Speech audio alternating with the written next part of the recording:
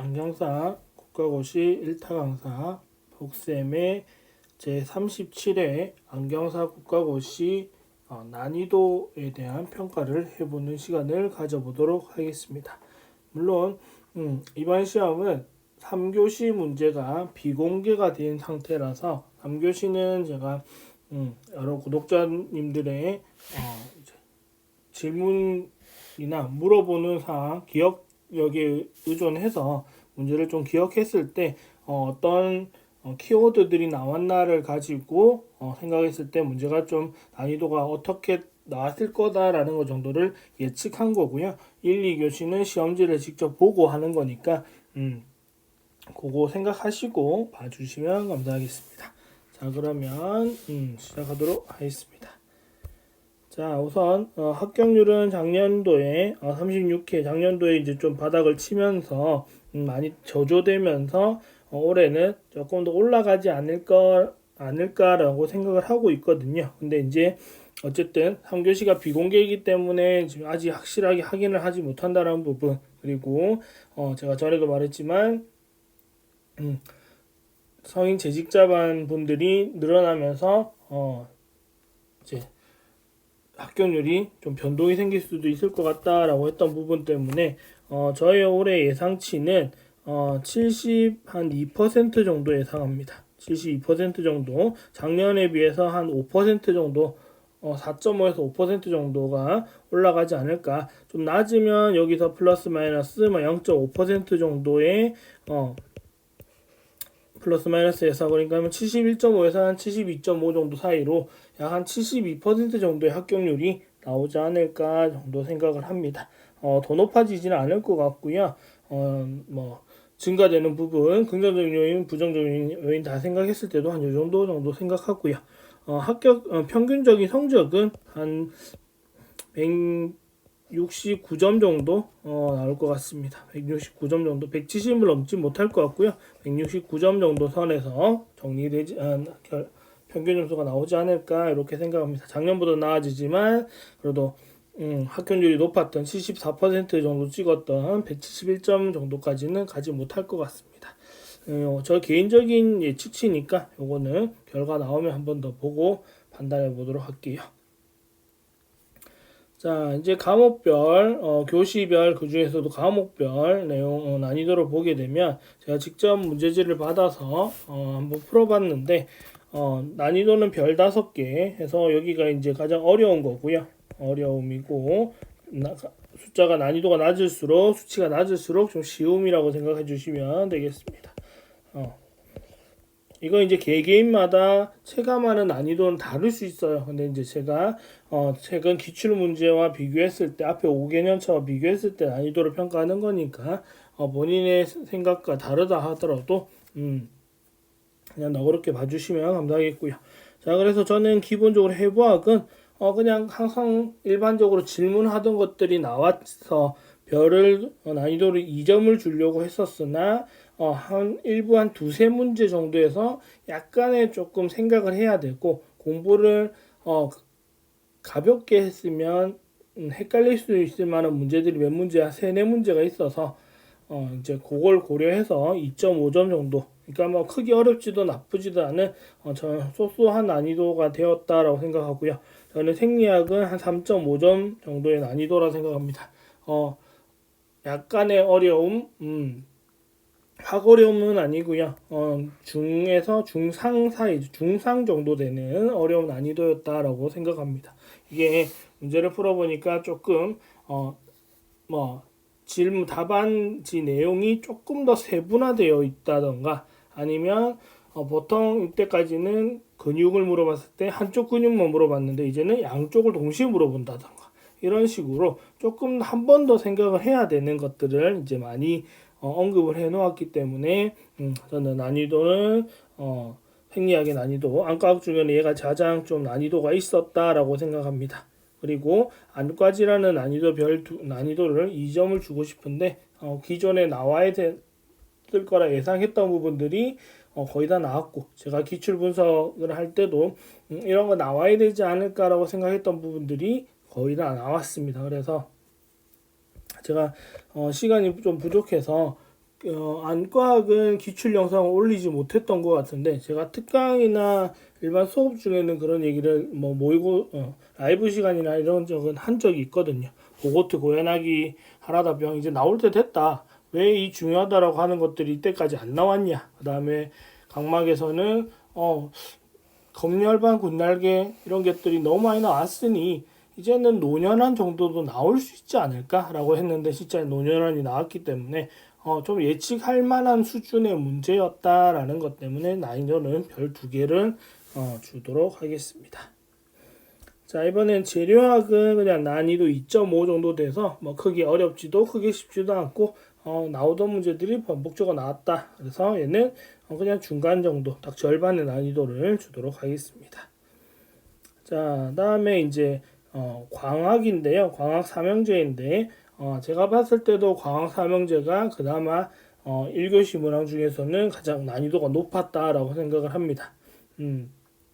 그랬을 때 안경광학은 오히려 작년 수준이거나 그 앞에 년도의 수준 정도에 항상 나오던 문제의 패턴을 거의 그대로 냈고 오히려 단순 암기로 해서 많이 헷갈릴 수 있는 문제들을 조금 더 제외시켰다라고 오히려 저는 보이거든요. 그래서 안경광학은 난이도 2.5점이라고 해서 그냥 딱 중간치 어렵지도 쉽지도 않은 그냥 기본이었다 정도 생각하고요.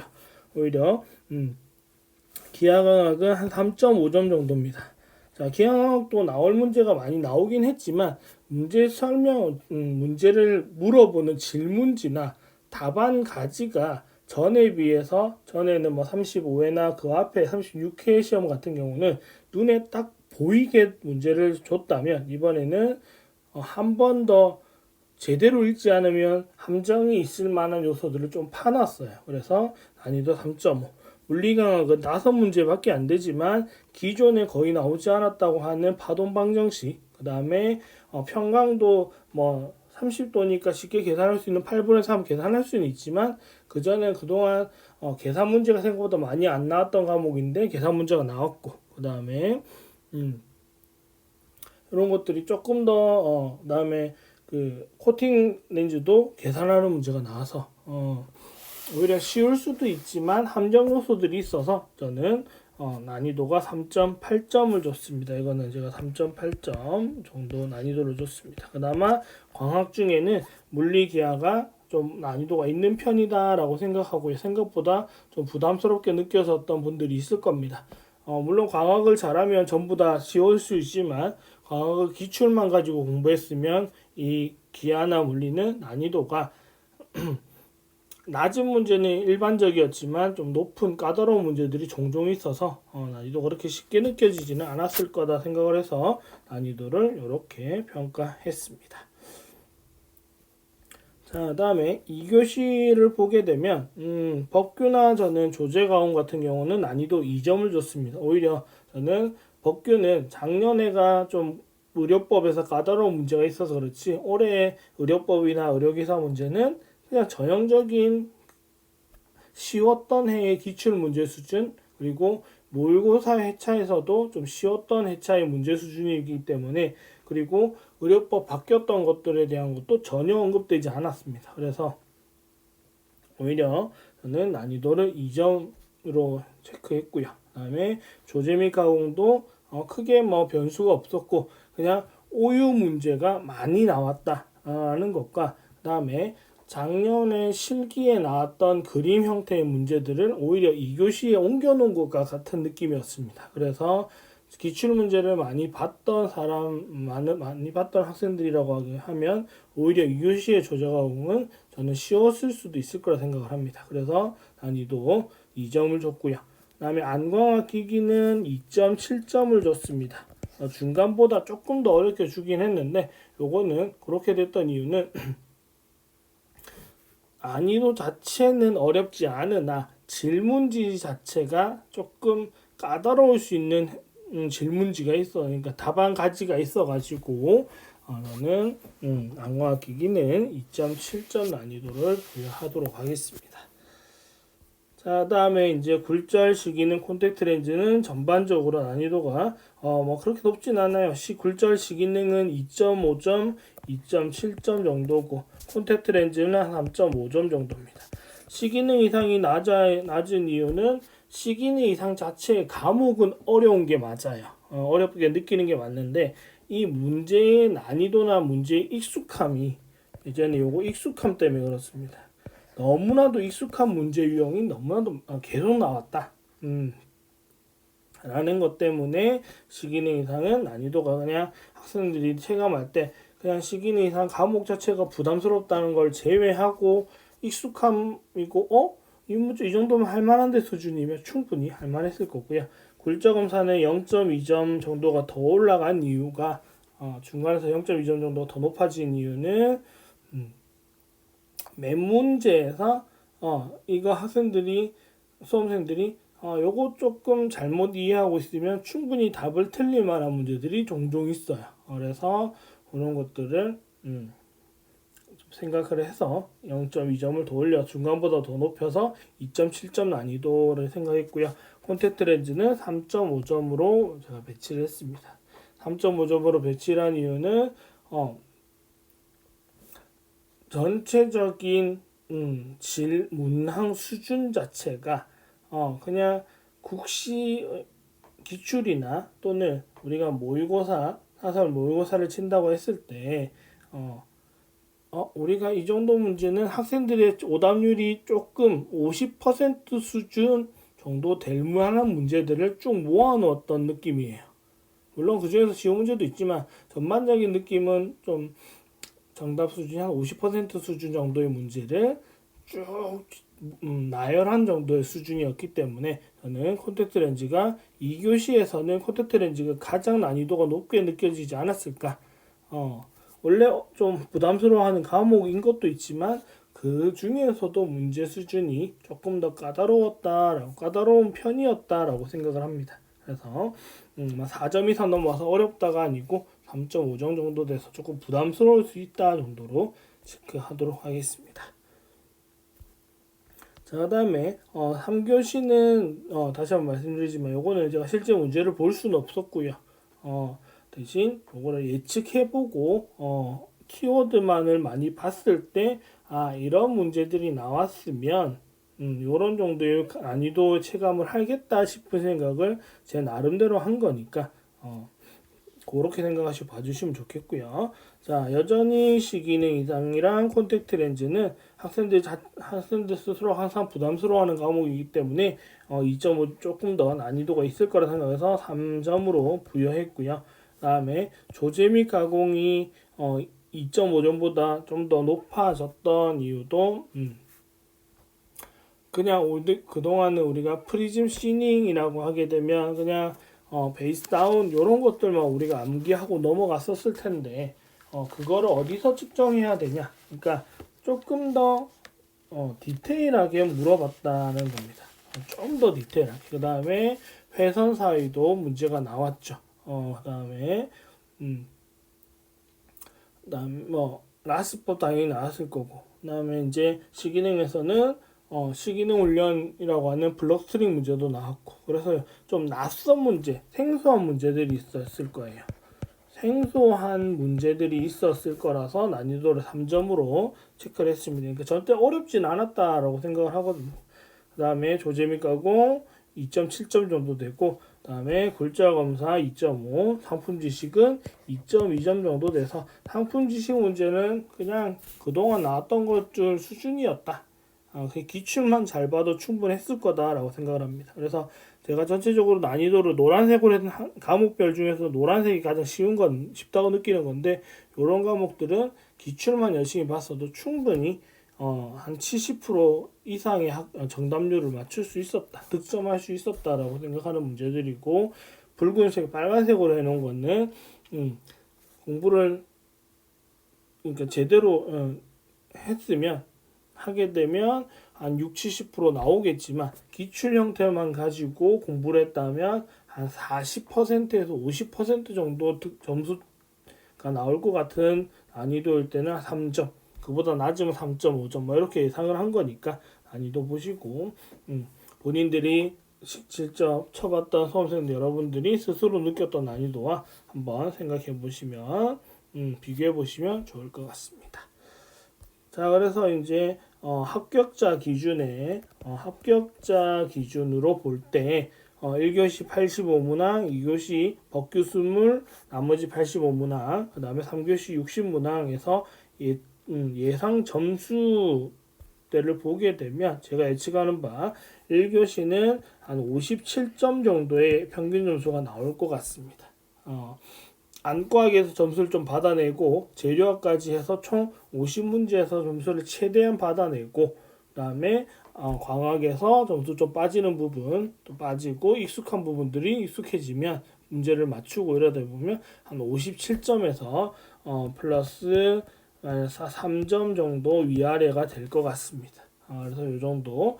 그 다음에 2교시 법규는 저는 15점 플러스 마이너스 1점 정도 17에서 16에서 14에서 16 사이 정도 왔다 갔다 할 것 같고요. 나머지 85문항 중에는 62점 여기도 플러스 마이너스 3점 정도 위아래로 해서 59점에서 65점 사이. 2교시 문제가 좀 더 높았던 이유는 굴절이나 굴절이나 조제 과목 문제가 그렇게 난이도가 높지 않기 때문에 난이도가 전체적으로 높지 않았기 때문에 거기서 득점을 많이 하게 되면 전체적인 점수가 올라올 거라 생각하고 시기 내 이상 문제도 그렇게 어렵지 않아서 콘택트만 제일 적당히 득점할 수 있었다면 충분히 이 점수는 나올 수 있을 거라 생각합니다. 자, 그리고 이제 3교시는 난이도는 전체적으로 좀 제가 쉽다고 평가를 하긴 했지만 그래도 한 41점 플러스 마이너스 한 2점 정도 될 것 같아요. 그러니까 39에서 43 정도 사이에서 평균 점수 나올 것 같은데 이렇게 예상하는 이유는 그래도 문제 자체가 쉬울 수 있다 하더라도 실기를 제대로 안 해본 분들이라면 헷갈릴 수 있는 문제들은 충분히 존재했다라고 생각을 하기 때문에 블록스크린 같은 거 안 보면 모르잖아요. 그런 것들. 그다음에 회사사의 문제 어떻게 푸는지 모르면 못 풀거든요. 그래서 그런 문제들 때문에라도 3교시가 뭐 45점 뭐 이렇게까지는 가지 않을 것 같고요. 한 41점에서 위아래로 한 2점 정도 플러스 마이너스 2점 정도의 평균 점수가 나올 것 같습니다. 이렇게 다 더하게 되면 57, 62, 15, 41이니까 5, 175점 정도의 평균 점수가 나와요. 아까 제가 앞에서 169점 정도 예상했는데 합격자들 기준으로 하면 조금 높아져야 되니까 합격자들 기준 앞에는 전체 평균이고 이건 합격자들의 기준이니까 여기서 플러스 마이너스 5점 정도가 될 것 같습니다. 위아래로 5점 정도 선에서 합격자들의 평균 점수는 나올 것 같고요. 5점 너무 포기하면 3점만 하겠습니다. 3점 정도에서 범위가 나올 것 같고 그래서 제가 전체 문제를 보고 총평을 해보면 작년보다는 문제가 전체적으로 좀 깔끔했다. 깔끔했다. 작년에는 문항수 변경도 있었고 해서 좀 부담스러울 수 있었는데 올해는 그렇게 뭐 어려운 문제, 킬러 문항이라고 할 만한 문제는 현재까지는 크게 없었던 것 같고요.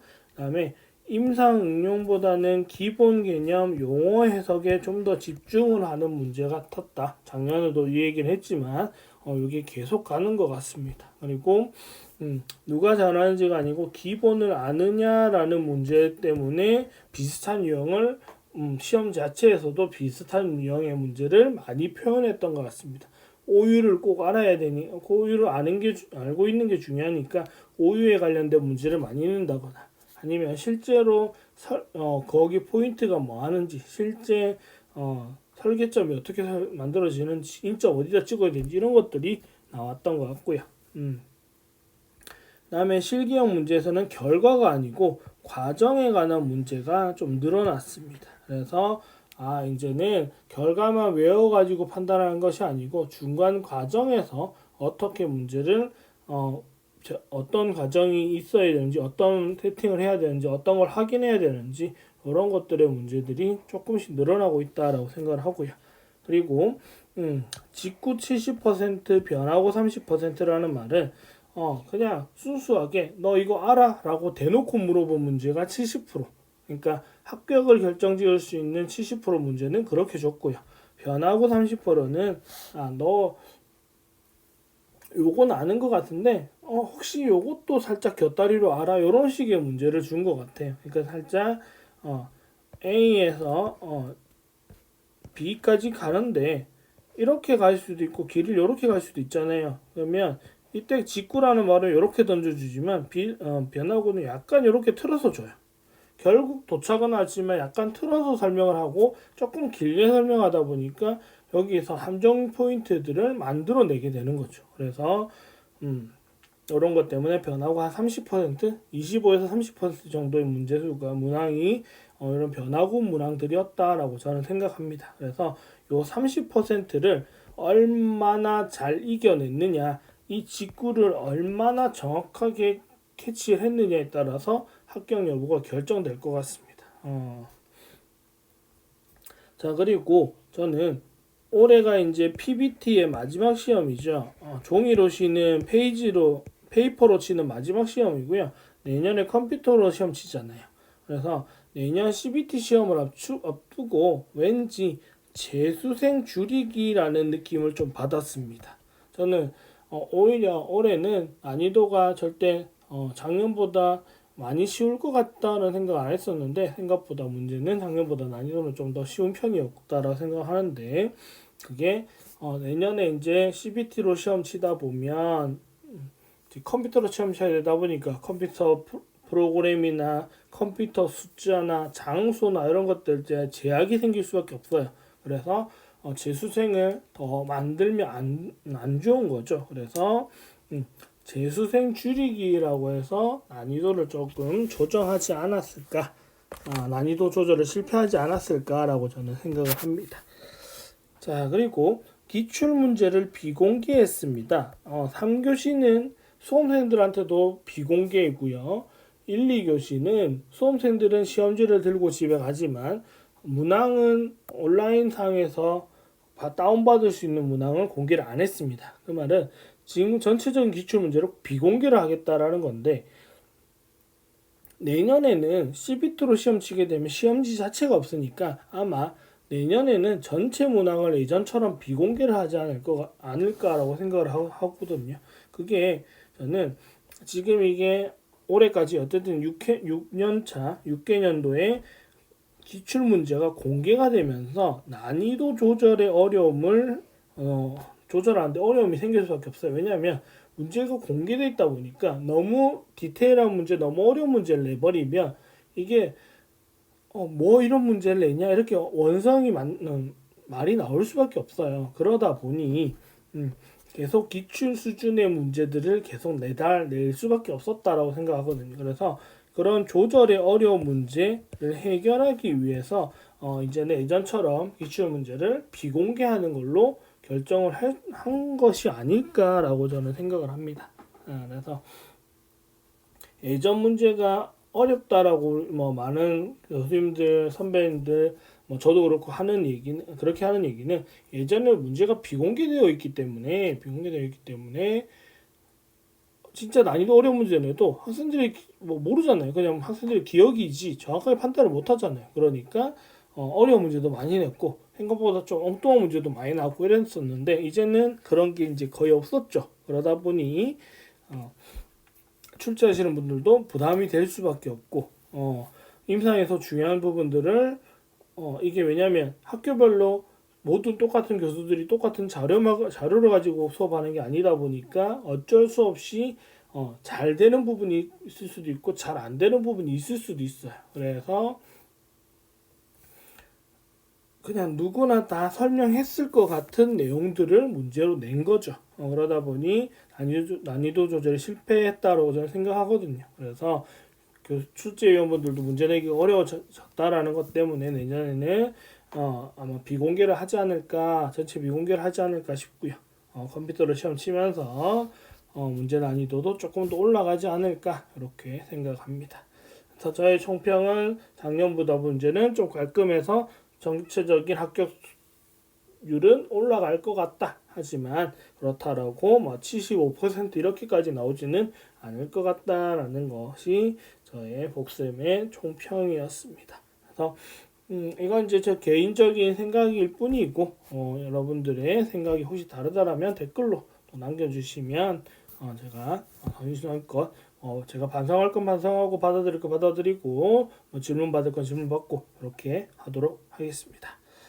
이제 내년에 이제 2025년도 제 38회 안경사 국가고시를 준비하시는 수험생들이 만약 이 영상을 보신다면 제거 복쌤 채널, 그다음에 네이버 카페, 카카오톡 오픈톡방 다 운영하고 있으니까 또 1년간 열심히 같이 준비 잘 해가지고 또 많은 합격자들이 나왔으면 좋겠고요.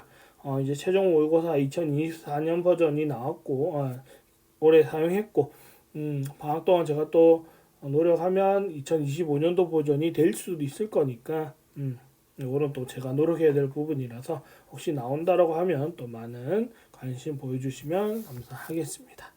그래서 37회 안경사 국가고시 난이도 분석에 관한 영상을 여기까지 하고 마무리하겠습니다. 감사합니다.